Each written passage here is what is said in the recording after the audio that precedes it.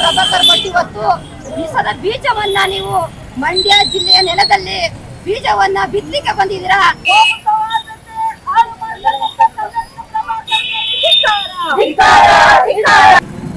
Muslims ಮಹಿಳೆಯರಿಗೆ ದಿನಕ್ಕೊಬ್ಬ ಗಂಡ ಇದ್ರು. ನರೇಂದ್ರ ಮೋದಿ ಅವರು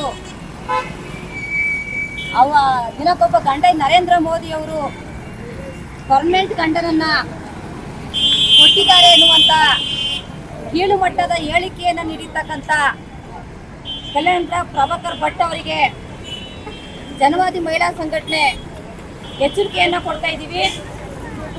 ನಿಮ್ಮ RSSನ ವಿಶ್ವ ಹಿಂದೂ ಪರಿಷತ್ನ ನಿಮ್ಮ ಮನುಸ್ಮೃತಿಯನ್ನ ಮುಖವಾಡವನ್ನ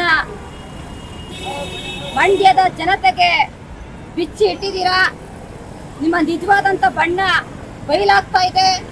ಹೆಣ್ಣು ಮಕ್ಕಳನ್ನ ನಿಮ್ಮ ಮನುಸ್ಮೃತಿ ಒಳಗಡೆ 2ನೇ ದರ್ಜೆಯಾಗಿ ಕಾಣ್ತಕ್ಕಂಥದ್ದು. ಅವಳು ಸ್ವತಂತ್ರಕ್ಕೆ ಹರಳೆ ಅಲ್ಲ, ಅವಳು ಚಂಚಲೆ. ಹೆಣ್ಣು ಮಕ್ಕಳು ಹೆಣ್ಣು ಅಂತ ಹೇಳಿದ್ರೆ ಬಾಲ್ಯದಲ್ಲಿ ತಂದೆಯ ಅಧೀನದಲ್ಲಿರಬೇಕು, ಯೌವನಕ್ಕೆ ಬಂದಾಗ ಗಂಡನ ಅಧೀನದಲ್ಲಿರಬೇಕು, ಮುಪ್ಪಿಗೆ ಬಂದಂತ ಸಂದರ್ಭದಲ್ಲಿ ಮಗನ ಅಧೀನದಲ್ಲಿರಬೇಕು.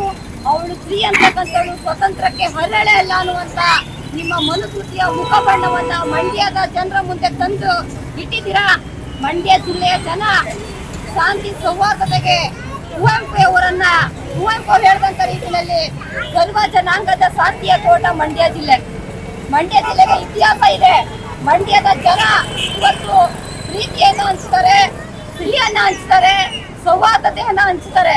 ಆದ್ರೆ ಕನ್ನಡ ಪ್ರಭಾಕರ್ ಭಟ್ ಇವತ್ತು ವಿಷದ ಬೀಜವನ್ನ ನೀವು ಮಂಡ್ಯ ಜಿಲ್ಲೆಯ ನೆಲದಲ್ಲಿ ಬೀಜವನ್ನ ಬಿತ್ತಲಿಕ್ಕೆ ಬಂದಿದ್ದೀರಾ.